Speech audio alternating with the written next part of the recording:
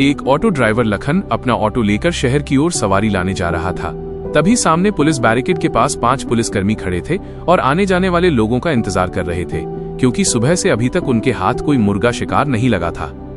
जैसे ही driver Lakhan auto को सामने लेकर गया, 5 पुलिसकर्मियों ने उसका ऑटो रोक दिया और उनमें से एक बड़ी मूंछ वाला पुलिस कांस्टेबल चिल्लाकर ड्राइवर लखन की शर्ट पकड़कर उसे ऑटो से बाहर खींच लाया और कहा, चल 5000 रुपए निकाल, क्योंकि तूने ट्रैफिक नियम तोड़ा है, तुझे जुर्माना भरना पड़ेगा। ऑटो ड्राइवर लखन ने कहा, सर मैंने कौन सा ट्रैफिक नियम तोड़ा है, मुझे थोड़ा बताएंगे।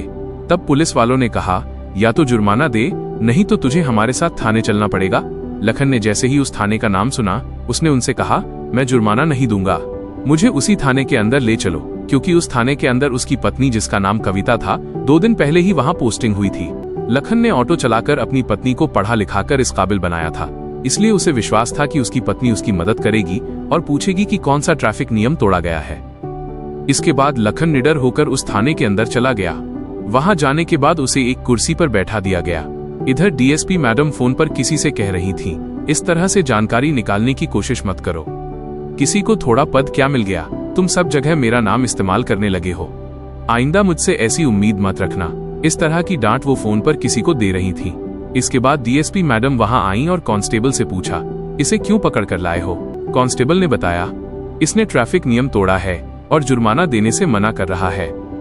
इसके बाद लखन आशा भरी आंखों से अपनी पत्नी की तरफ देखकर हंस रहा था, लेकिन तभी उसकी पत्नी ने कहा, अगर ये जुर्माना नहीं देता तो इसका ऑटो जब्त कर लो, इसे यहाँ से भगाओ।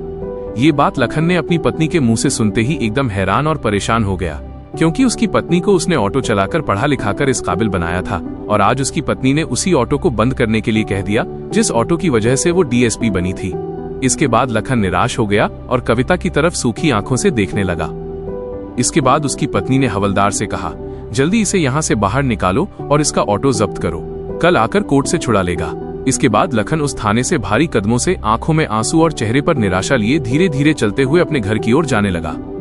वो रास्ते में सोचते सोचते जा रहा था कि जिस दिन कविता को मैंने पढ़ाना लिखाना शुरू किया था, उस दिन तो वो बहुत कहती थी कि जब तक मुझे कोई अच्छी पोस्ट नहीं मिल जाती तभी तक तुम तकलीफ उठा लो, इसके बाद तुम्हें और तकलीफ नहीं उठानी पड़ेगी। भारी कदमों से ये सब बातें सोचते सोचते वो घर पहुंचा और वहां जाकर अपनी माँ को पूरी घटना बताई। उसने कहा, माँ, कविता इतनी बदल गई है कि उसने मुझे पहचानने से भी मना कर दिया और मेरा ऑटो भी जब्त कर लिया, जिसे चलाकर मैंने उसे डीएसपी बनाया था। यह बात सुनकर उसकी माँ ने कहा, बेटा, तुझे वो दिन याद है जब कविता से तेरी शादी हुई थी? उसके तीसरे चौथे दिन ही उसने कह दिया था कि तुम लोगों ने मुझे पढ़ाने का वादा किया है और मेरे पढ़ाई लिखाई का खर्च तुम्हें ही उठाना पड़ेगा।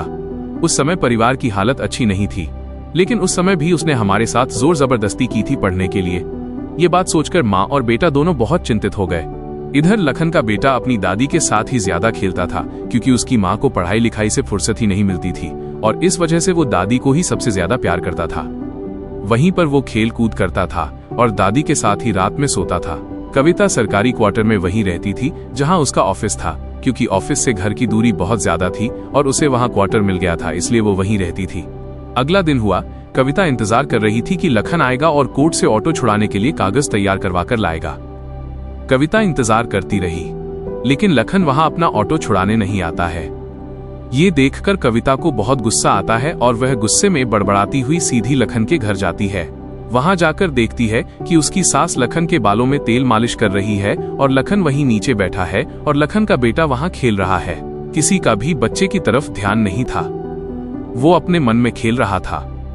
यह देखकर वो खामखा ही अपने पति और सास पर गुस्सा हो जाती है। कहती है, तुम्हें बच्चा संभालना नहीं आता? इस तरह से बच्चा संभालते हैं?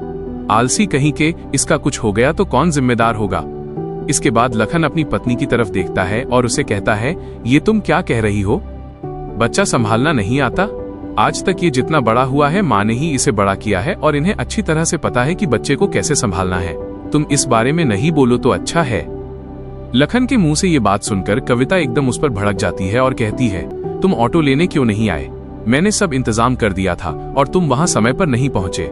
यह बात सुनकर लखन कहता है, तुम्हारी अगर इतनी ही चिंता थी तो उस दिन थाने में ही मना कर देती कि इसका ऑटो जब्त नहीं किया जाए, और इसने कोई अपराध नहीं किया है। और मैंने सच में कोई अपराध नहीं किया था। तुम शायद सोच रही होगी कि मैं तुम्हारी वर्दी का फायदा उठा रहा हूँ। तुम तो सच्चाई निकाल सकती थी, क्योंकि तुम बड़ी ऑफिसर हो। सच्चाई तो तुम्हारे सामने आ ही सकती थी। इसके बाद कविता उस पर चिल्लाने लगती है और कहती है, तुम गवार हो, तुम क्या जानोगे ड्यूटी कैसे करते हैं, और मेरे बच्चे को भी तुम अच्छी तरह से संभाल नहीं सकते। ये कहकर वो बच्चे का हाथ पकड़ती है और उसे लेकर अपने कमरे में चली जाती है। वहां से बच्चे का सारा सामान पैक करती है और जाते समय कहती है, मेरा और तुम जैसे अनपढ़ों के साथ रहने का मन नहीं है। मैं और कितने दिन अपनी बुद्धि खराब करूंगी। तुम जैसे लोग तो ऐसे ही बहस करने के लिए बैठे हो। लखन कहता है, ठीक है, अगर तुम्हें यही अच्छा लगता है तो वही करो। लेकिन उसका 6 साल का बेटा बार बार दादी की तरफ उंगली दिखा रहा था और कह रहा था, दादी मैं मम्मी के साथ नहीं जाऊंगा, मैं पापा और तुम्हारे साथ ही रहूंगा। क्योंकि कविता ने कभी भी अपने बच्चे को प्यार दुलार से नहीं रखा था, वो सिर्फ पढ़ाई की तरफ ही ध्यान देती थी। इसके बाद कविता उसका हाथ पकड़कर उसे खींचती हुई वहां से चली जाती है जहां वो रहती थी। कविता झगड़ा करके वहां से चली गई। ये बात जब कविता के माता पिता को पता चलती है तो वे कविता को बहुत डांटते हैं, लेकिन कविता अपनी वर्दी के अहंकार में कहती है, मेरा तुम लोगों से कोई रिश्ता रखने की जरूरत नहीं है। ये बात सुनकर उसके माँ बाप भी उससे बात करना एकदम बंद कर देते हैं। इधर उसका भाई भी कहता है, बहन ये अच्छा काम नहीं है, लेकिन वर्दी के अहंकार में वो उसे भी उल्टा सीधा सुना देती है। धीरे धीरे समय कटता जाता है। कविता अपने बच्चे को घर पर रखती थी और बच्चे की देखभाल करने के लिए एक फुल टाइम मेड नौकरानी रखी थी। एक दिन उसकी मेड बच्चे को लेकर मार्केट आई थी और इधर लड़के की दादी भी वहां कुछ सामान खरीदने आई थी। वो 6 साल का बच्चा दादी को देखते ही मेड के पास से हटकर सीधा दौड़कर दादी से चिपक जाता है। इधर मेड जैसे ही देखती है कि बच्चा कहाँ गया, वो उसे इधर उधर ढूंढने लगती है। लड़का दादी के पास आकर आंखों में आंसू लिए कहता है, दादी मैं तुम्हारे साथ रहूंगा, मैं मम्मी के पास नहीं रहूंगा। माँ तो एक गंदे अंकल के साथ रहती है और वे मुझे कभी कभी मारते भी हैं। ये बात सुनकर दादी कहती है, बेटा तू ये क्या कह रहा है, माँ कौन से गंदे अंकल के साथ रहती है। तब वो बताता है, एक बुरा अंकल माँ के घर आता है और वो दिन भर रहता है, कभी कभी छुट्टी के समय, लेकिन रोज शाम को जरूर आता है। और माँ और वो अंकल मुझे मारते हैं अगर मैं नहीं सोता हूँ। फिर मैं सोने का नाटक करता हूँ और माँ और वो गंदा अंकल घंटों बैठे बातें करते हैं और जोर जोर से हंसते हैं। ये सब देखकर मैं अंदर ही अंदर बहुत रोता हूँ। मेरा माँ के पास रहने का मन नहीं करता। इतने में कविता की मेड वहां आ जाती है और बच्चे को उस बुजुर्ग औरत से बात करते देखकर एकदम उसका हाथ पकड़ लेती है। मेड उसे खींचने लगती है, लेकिन बच्चा कहता है, मैं माँ के पास नहीं रहूंगा, मैं दादी और पापा के पास रहूंगा। इसके बाद दादी उस मेड को कहती है, कोई बात नहीं, तू जो खरीदारी करनी है कर ले, मैं तब तक इसके साथ बैठी हूँ। दादी का भी बहुत मन था पोते को साथ ले जाने का, लेकिन वो भी मजबूर थी क्योंकि उस मेड ने कहा था कि मालकिन ने कड़ा निर्देश दिया है कि बच्चा उनके पास न जाए। ये बात सुनकर वो पोते को समझाती है, कहती है, बेटा कोई बात नहीं, तुझे अभी माँ के पास ही रहना होगा, हम एक दिन आएंगे और तुझे ले जाएंगे। यह कहकर वो लड़के को समझाकर मेड के साथ भेज देती है और इसके बाद वो घर लौट आती है। उसके दिमाग में वही बातें घूम रही थीं जो उस छोटे से बच्चे ने उसे बताई थी कि उसकी बहू इस तरह के काम भी कर रही है। वो आकर बेटे को ये बात बताना नहीं चाहती थी, लेकिन मजबूर होकर बताना पड़ा। वो बेटे को पूरी कहानी बताती है, कहती है, पोते से मुलाकात हुई थी, वो कह रहा था कि कोई बुरा अंकल है, वो उसे मारता है। इसके बाद एक दिन छुट्टी के दिन लखन बिना बताए अपनी माँ के साथ पत्नी के सरकारी आवास पर पहुंच जाता है। वहां जाकर डोरबेल बजाते ही अंदर से कविता निकलती है जो कि अभी तक नींद में ही थी। दरवाजा खोलते ही वो एकदम घबरा जाती है। वो कहती है, तुम लोग यहाँ क्या कर रहे हो। उसकी ये बात सुनकर लखन की माँ कहती है, हम माँ बेटे मिलने आए हैं। क्यों, हमने कोई गलती कर दी। यह बात सुनकर कविता एकदम चुपचाप खड़ी रहती है। इसके बाद लखन घर के अंदर घुसता है और देखता है कि बेडरूम के पलंग पर एक युवक सोया हुआ है और उनका बच्चा दूसरी एक बिस्तर पर अनादर से पड़ा हुआ है। ये सब देखकर लखन को बहुत गुस्सा आता है और वो जोर से एक थप्पड़ अपनी पत्नी को मारता है। कविता को थप्पड़ मारते ही वो व्यक्ति उठकर खड़ा होता है और कहता है, कौन है ये बदतमीज जो यहाँ आकर तुम्हें थप्पड़ मार रहा है। तब कविता उस व्यक्ति को कहती है, ये तो मेरा वही नालायक अनपढ़ पति। ये बात सुनकर लखन को और ज्यादा गुस्सा आता है। गुस्से से उसका शरीर कांपने लगता है, लेकिन उसकी माँ ने उसे समझाकर रखा था कि बेटा ऐसे नहीं करते। पहला थप्पड़ तो उसने भावनाओं के वश में आकर मार दिया था।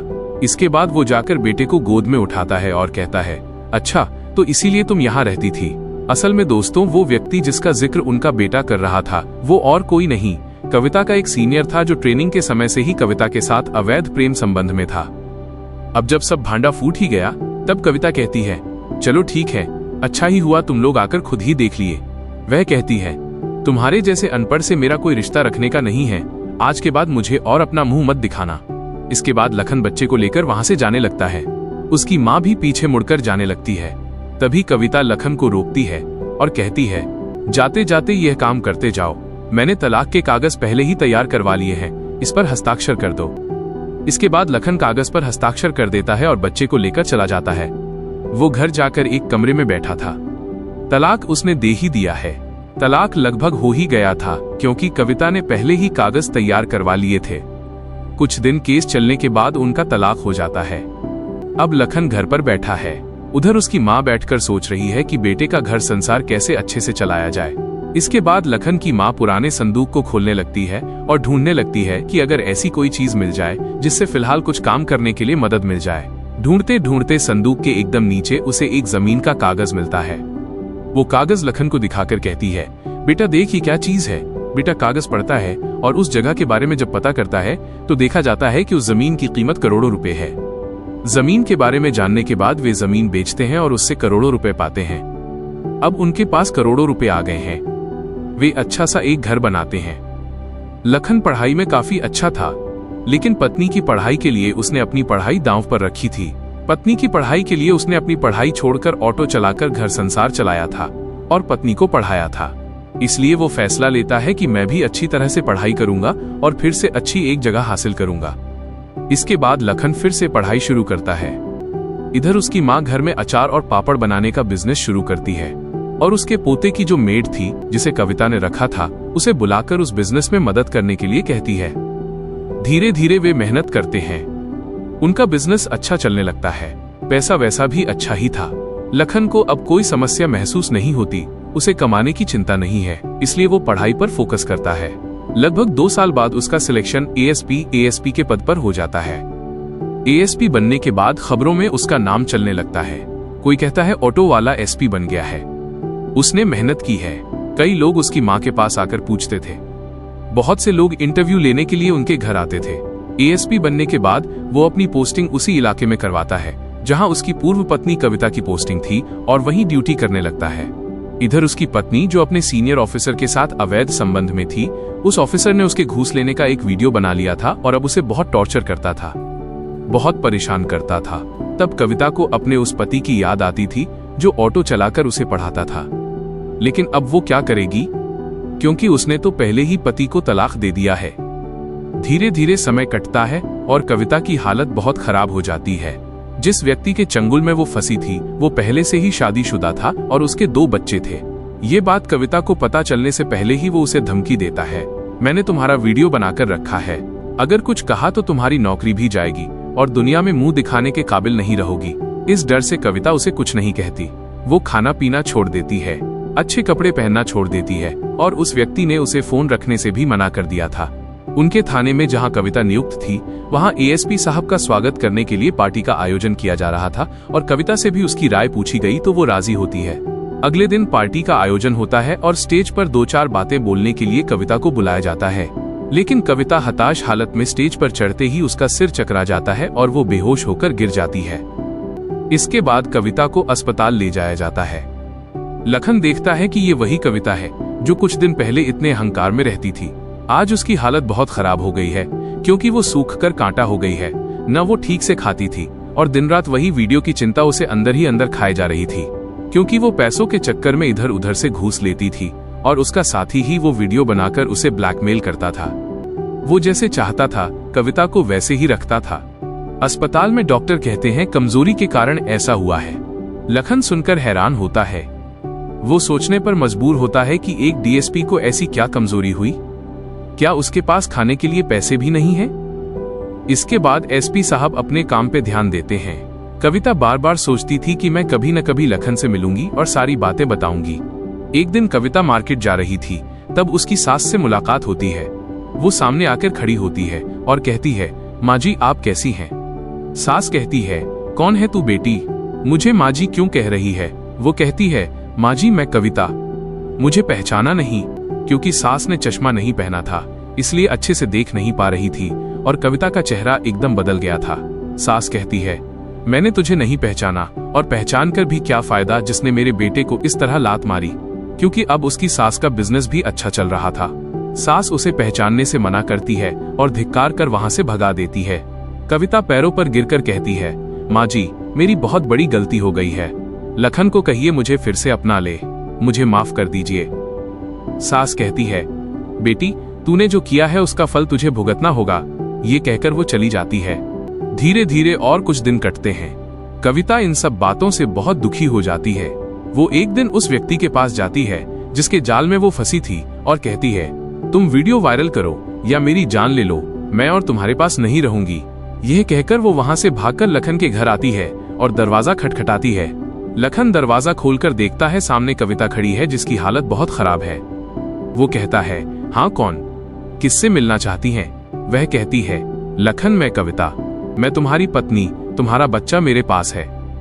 लखन कहता है, बच्चे के लिए तो मैं पहले ही तुम्हें तलाक दे चुका हूं और बच्चा मेरे पास ही रहेगा।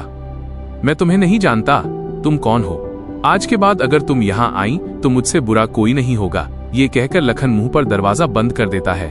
कविता की आंखों से आंसू गिर रहे थे और वो बहुत चिल्लाकर रो रही थी।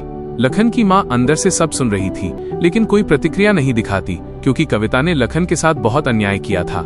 इसके बाद वो वहां से जा रही थी, तभी उसे पता चलता है कि उस व्यक्ति ने उसका रिकॉर्ड किया हुआ वीडियो वायरल कर दिया है।